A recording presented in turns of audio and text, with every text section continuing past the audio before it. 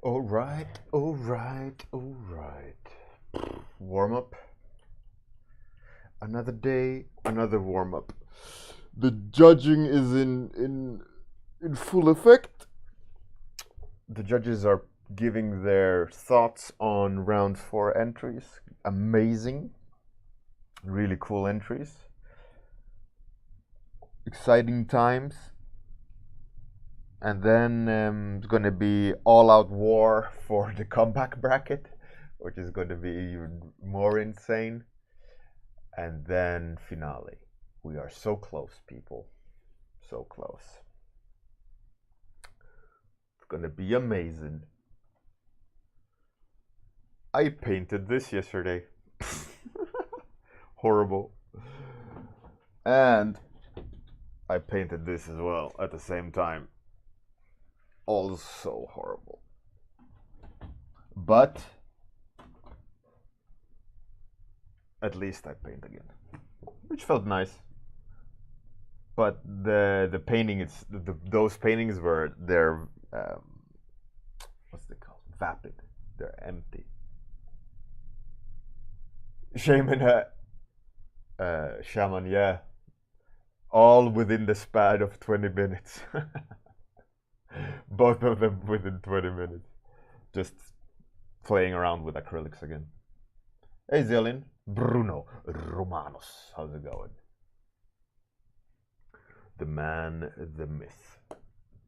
The one thing that I wanted to play around with this one, which literally just took a few minutes, was I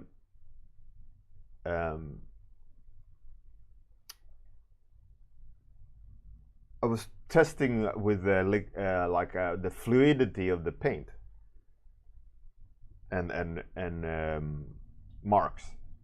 It was a fun exercise, but the subject, everything is just empty. You know, it's completely shit. But it was more a technical test with the paint, more than, I mean, this it's like a vase from imagination, and it's horrible. But the idea was to just try it, and on this one, I wanted to test the blending, but the blending isn't good at all, which is annoying. Which I think requires I don't know, more experimenting. And again, that's just a generic face, you know, empty, void of anything. Hey, Nereda, Shaman. Well, yeah. I mean, the black and white one was purely that test to see, you know, like um, thickness or water or the amount of dilution versus brush marks versus loading the brush, just kind of testing a few things. And I did it on the face as well in the beginning. The beginning looked a lot better, and then I started testing blending, and then it just all turned to mush. I think the problem with the blending test on the red one was the pigment. I need to bridge the pigment more. How's it going? All right, so any suggestions on what to draw? Please do. I think today, first come, first serve. Any topic, any idea. Oh, Shaman, what? That's fine. It's not like you have to lurk. The more the merrier. A unicorn, Zealin. All right. First come, first serve, unicorn.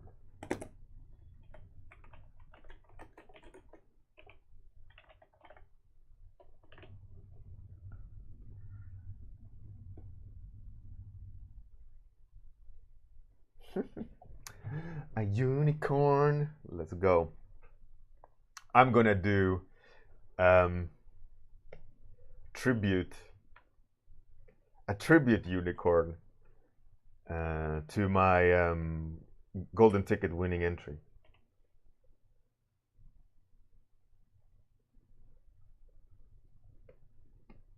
I love that unicorn. My wife loves it as well. A big fat unicorn.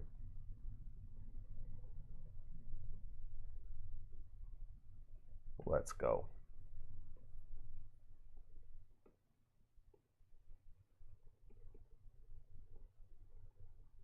Hey, Captain Buzz, how's it going? Good morning, sir.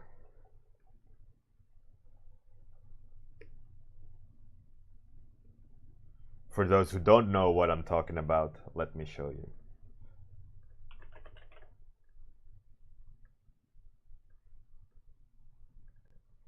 That unicorn.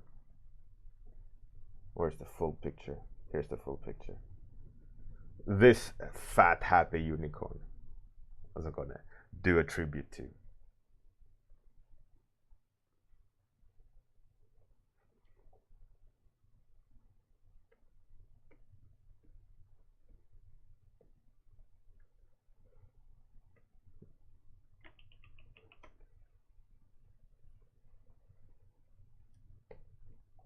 It's gonna be a derivative of it, unfortunately.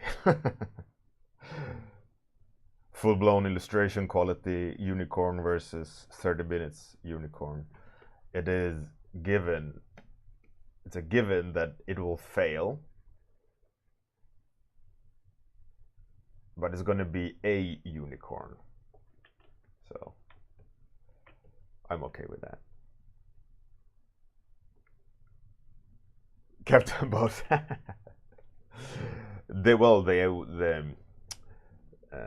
have another one. Golden Ticket Challenge. Golden Ticket Challenge. I will definitely try one more time. I would be a fool not to. I mean, I am the current Golden Ticket champion, right? I gotta represent the belt.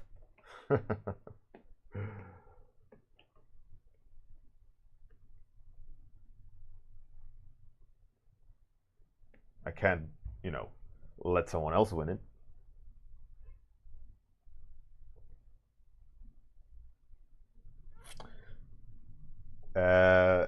If it's gonna be the one in Bugs Bunny, I don't actually remember the one in Bugs Bunny, but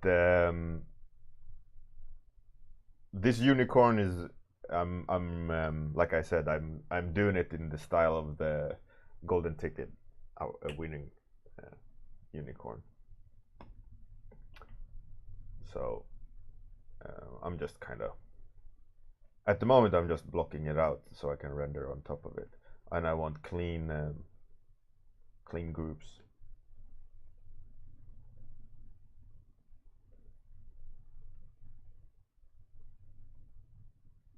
But yeah, like the Golden Ticket was a fun ride. I wouldn't mind going again. So obviously I'm gonna do my best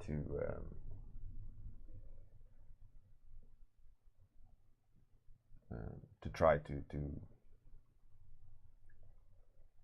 get it again. But I'm not gonna try to do same,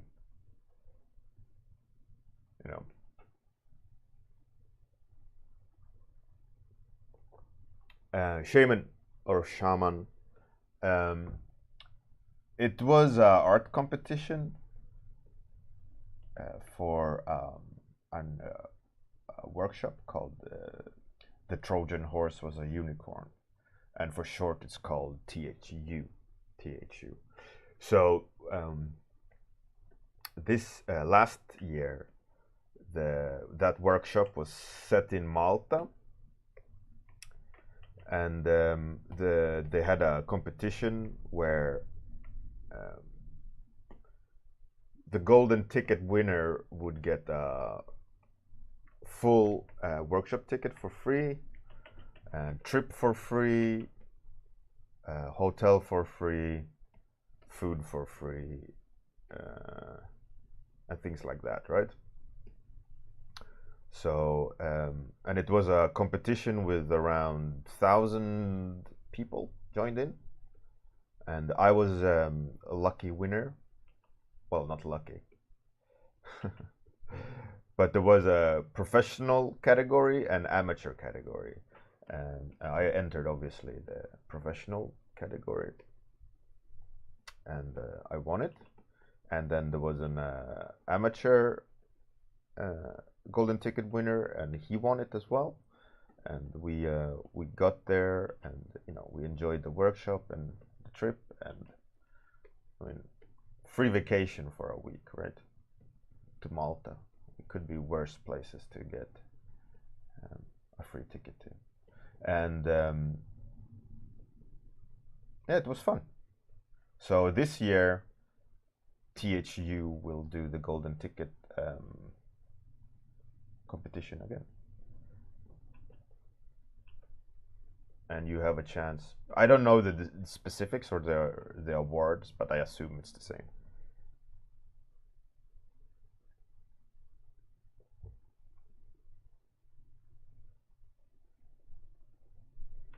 Zialin, well, you can say school is an official school, right?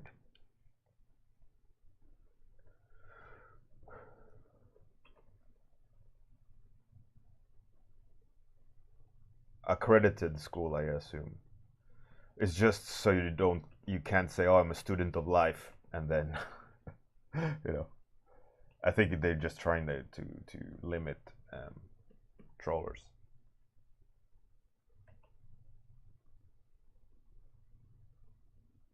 Nereda, yeah, I need to have a gluten-free diet and lactose-free diet today. At Malta, I didn't know about lactose, but gluten definitely in Malta. What I just did was I stayed away from it. I mean, it's not like it's day one of a gluten-free diet. I'm really well aware of, like certain sauces you got to stay away from, like soy. Soy contains gluten, all these kind of things. So I'm really used to knowing, like what I can and can't eat. So what I just try to do is I get food which is basic, like rice and meat or salad and it's not that hard to live a gluten-free life. You just gotta not eat the tasty things.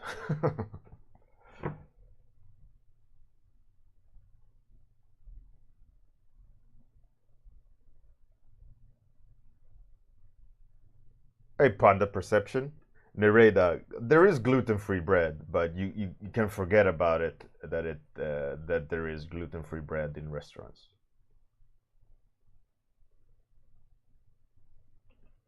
So generally, what you gotta try to do if you want to have a diet like that is just to, like I said, focus on the simple, uncomplicated dishes. Like any grains. If you see grains, like grains in a sausage or grains in any sausage, more or less, you know that there is usually shit in sausages to thicken them up or to make them stick together more easily, and like generally sausages is a no-go. So it has to be slabs of meat, salad, rice, like basmati rice or rice like that. If it's brown rice, there's could be contamination, and like eggs are always safe and things like that. Hey, Weeping Jay, how's it going?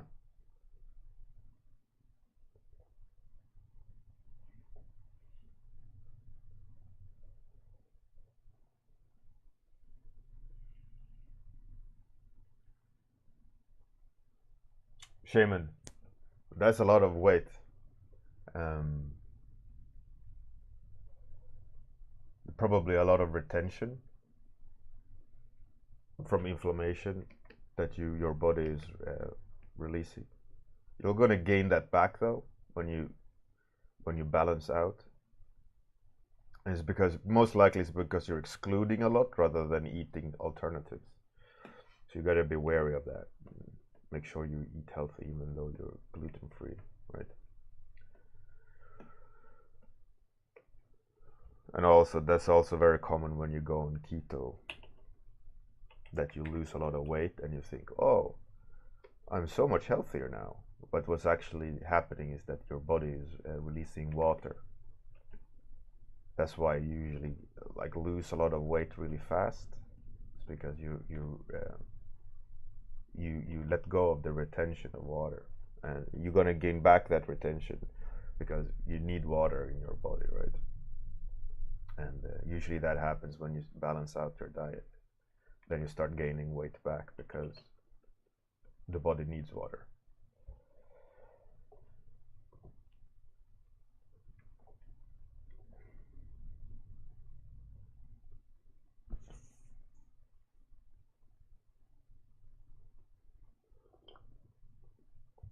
Panda.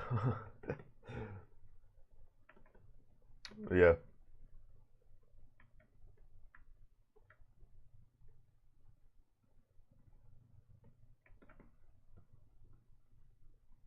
That's cool.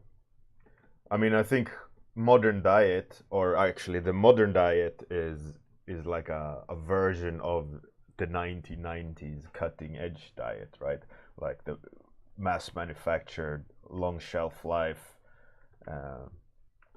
kind of diet. Um, if you look at a lot of ingredients list on food and so on, if you are aware of what you're buying, you'll see that there's tons of shit that's really strange that's in the food. I mean, I'm assuming way more in America than in Europe, and even in Europe, there is quite a lot of weird things in the food that doesn't need to be there. So what I try to do is I try to affect the market by my wallet, right? So I only buy the things that I want to eat, and let the products with shit in it die off. At to the best of my ability to affect that, But interestingly enough, like my local grocery store, like where most people go by, like a big kind of supermarket type deal, it changed so much because I always buy the type of food I want, and because they they sell, and they just keep bringing in the food that's really good for you, and doesn't have a lot of shit in it, by like popular demand, which is fantastic. So everyone that I talk to that is like food conscious about what they eat, I mention what's in my local supermarket. They're like, "What? It's there?" And they all go there because they have a great assortment of it.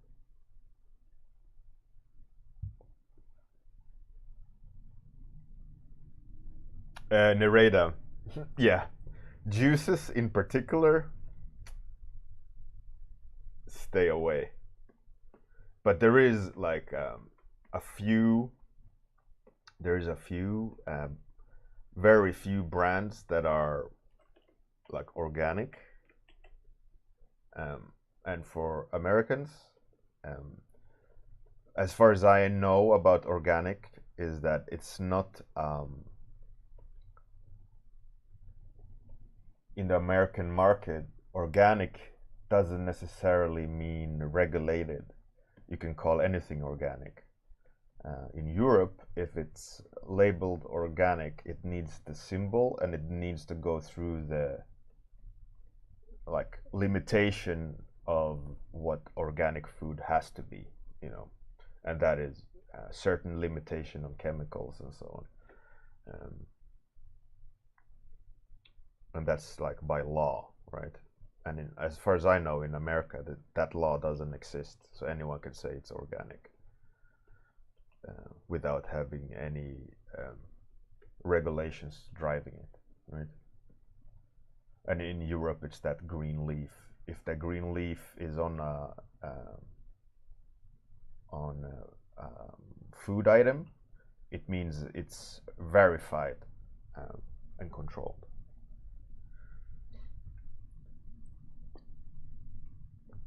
which is great,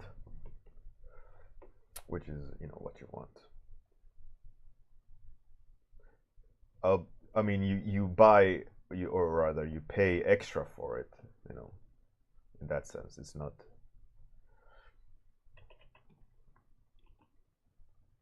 the cheapest, but I don't mind knowing that the food itself is healthier, you know.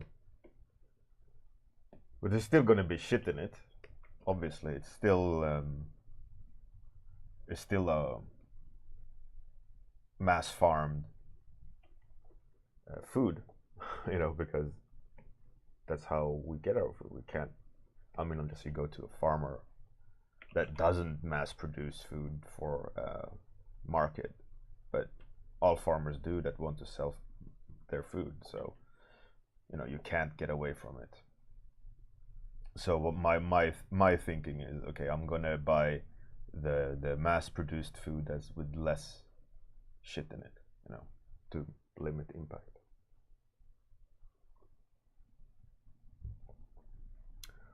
Shaman, yeah, absolutely. I don't buy any products that contain quote unquote fillers. What kind of food I buy, Bruno? I generally look for the least amount of additives, least amount of ingredients in a food item. You know, like if you buy meat and it's like additive this, additive that. Let's say bacon, or you know, anything that's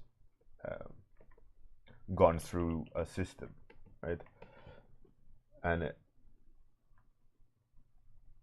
if there's two options, option A, very tasty bacon, but you read the ingredients and it has like 3 E numbers or 4 E numbers or 10. So occasionally there's like tons of them if you just look at back there. And they can also circumvent having to write the E number by writing the chemical name of it.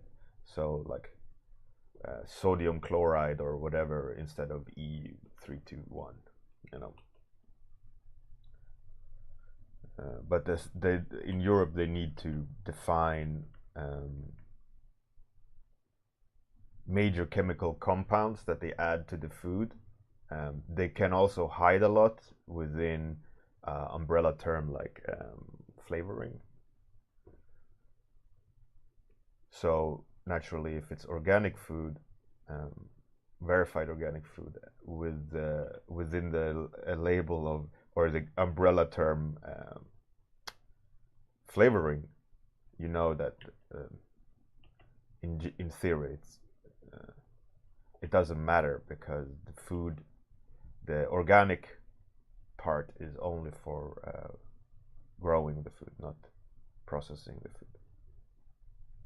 But usually they don't want to dilute the clean product by adding too much shit in it, but it still occurs. But I always look for the item that's the purest, you know, like if you're gonna buy bacon, if it's like smoked bacon, like why should there be like 20 things in bacon? It should be pig meat, salt most likely, because you know it's cured to some degree, and smoke, you know. And if there's way more items in there, then you have to question, okay, why is there so many things in there, and why can't it just be pig meat and like flavor, you know, to make it smoked, cured. So for me, what I do is I search for, I look at ingredients and make sure I know I make sure to go and read absolutely every item, and I only need to do that one time, obviously. I know that brand is shit, that brand's version of this item is okay. It could be the same brand, but they choose to put in different things in the food. So I know that that version is okay, that version is shit, so I don't buy it.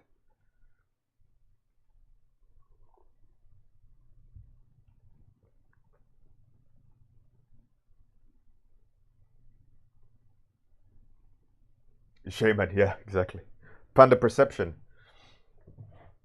Um, if there was any art books or tutorials that was have an impact on me, I would say yeah, for sure. Um, it's hard to say which, like, to pinpoint. But lately, James Gurney, is that his name? The book for the light and for the realist painter, or something like that. It was really nice. With I did on the stream a lot of tests with gamut masks and so on. It was good fun. I enjoyed it. But over the years, yeah, there's been lots of cool little tutorials that have had an impact, but not a singular one that stands out. It's I think it's the sum of all parts rather than one singular tutorial. But I do look a lot at tutorials, but nowadays I can't watch these like speed process videos when someone is tiredly narrating what they're doing. That for me isn't really tutorial. They're just kind of talking you through their process. It's great and all, but I don't get anything out of it. It's not beneficial to me.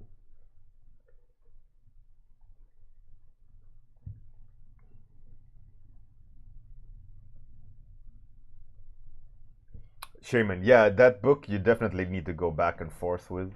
Um, what I did with that book was I read a section that I felt like I needed to understand better.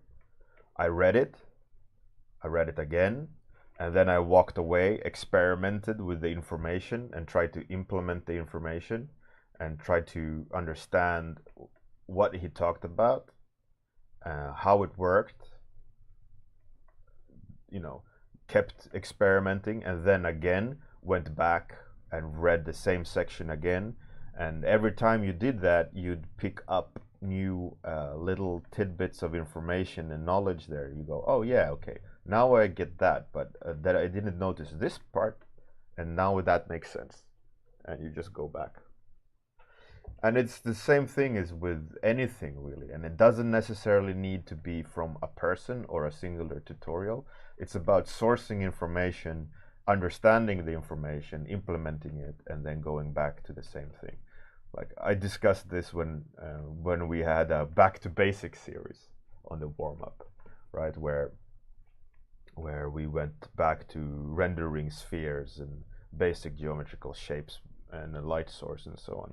And that every time you do that, every time you go back after you've gone forward, so you go back to the basics, you relearn the basics, you move forward, you keep pushing the envelope forward to get better and master your skills, and you push.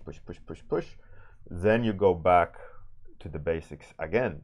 And when you go back to the basics again, you're gonna have probably focused on something at the very front line of your understanding, and then when you go back to the basics, you have brought with you a completely different understanding of where you are and what you want to focus on. So when you're going back to the basics again, you notice new things to improve on,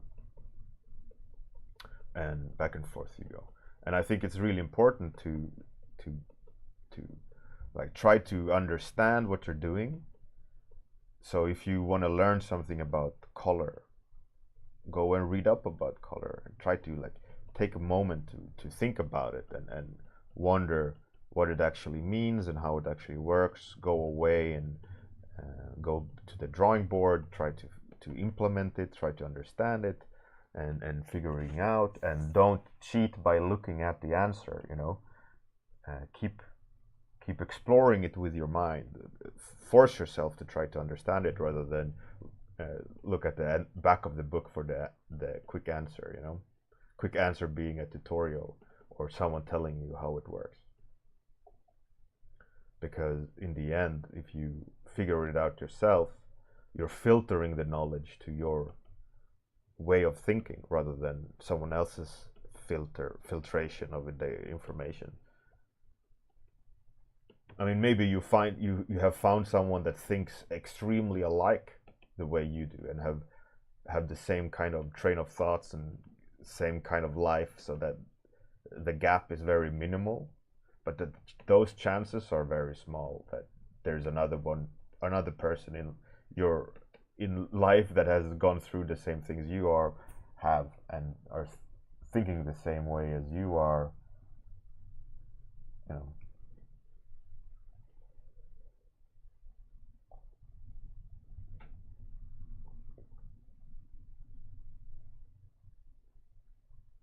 Hey, Kirill, how's it going? Shaman. Well, you gotta, because there's no one true way.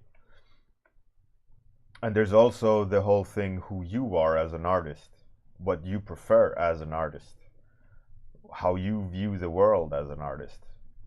Reality, when we are painting something that even is supposed to look real, it's still filtered through who you are and your expression. And it's never a copying, like a perfect simulation of reality in a painting. Doesn't matter how good you are as a painter, how realistic you can portray the world. It's always through a lens. Hey, Kirill. It's a horrible looking unicorn, but everything is wrong with it. Proportionally, cute factor, everything. But it is what it is. I can't do anything about it. It looks the way it looks, right?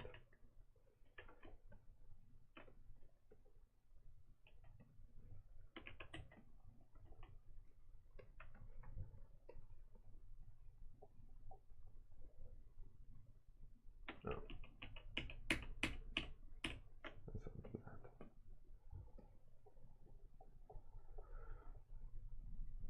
So that's what I think. I think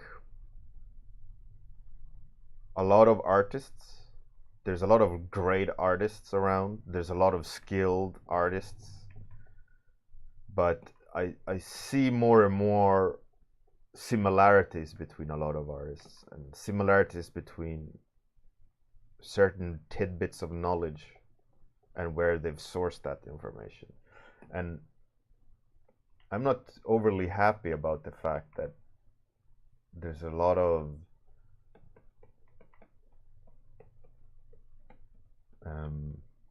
paint by numbers from popular tutorials, and you can see it in a lot of artists. It's very samey. There's not a lot of people who explore, and those artists that do explore their own perception or their own lens of artistic expression, they instantly stand out, and they instantly, I think, get that kind of acknowledgement as well from social media. Them going, whoa, this is new.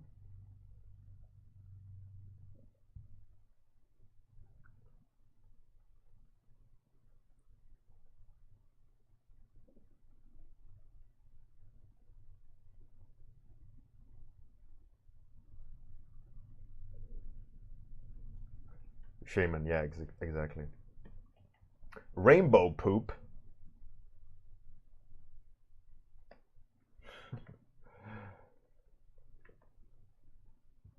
All right, let's go rainbow poop.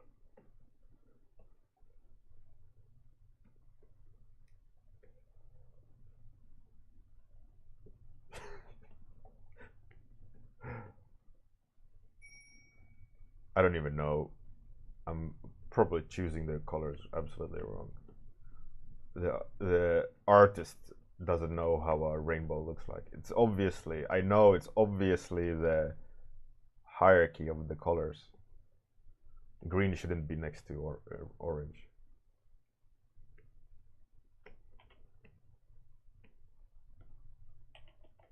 Purple, right? Then blue.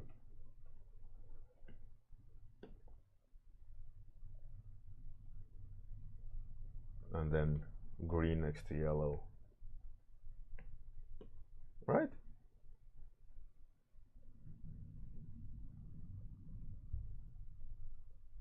Yeah.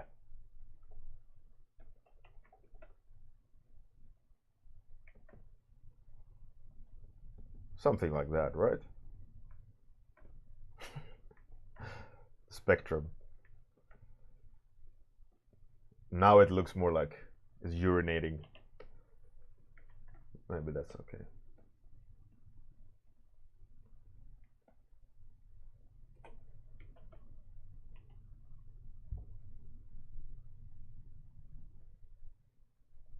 Yeah, it's my hue bar, more or less.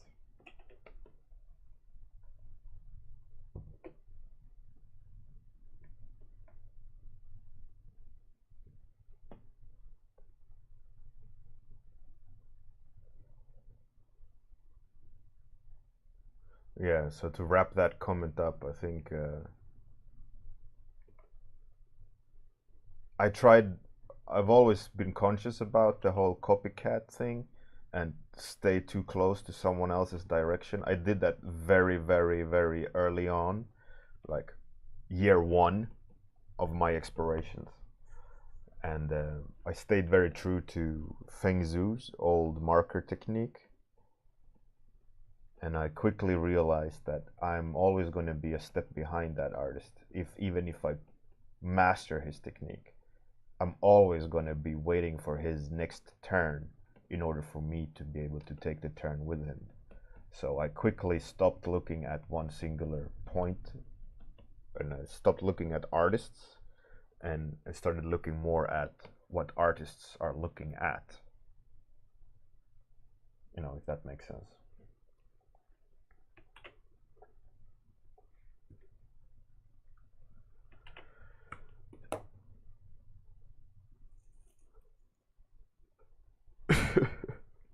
It's a weird one today, but whatever. Gotta be one of those days, right? Let's raid someone. Pass the torch. Let's raid Team Rammers. What is he making?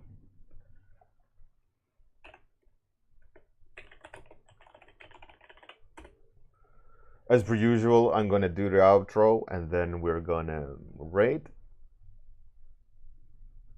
Zeolin. No, don't worry about it. It's all good. Alright, so tomorrow morning another stream, probably more structured than this kind of free flowing. I think there was tidbits of good information in here. Anyways, we're gonna raid Tim Remmers. Make sure you follow him. He's a great game developer. I'm gonna do the outro, and after the outro, I'll switch us over to the raid. So have a good night, have a great day. See you guys later. Bye.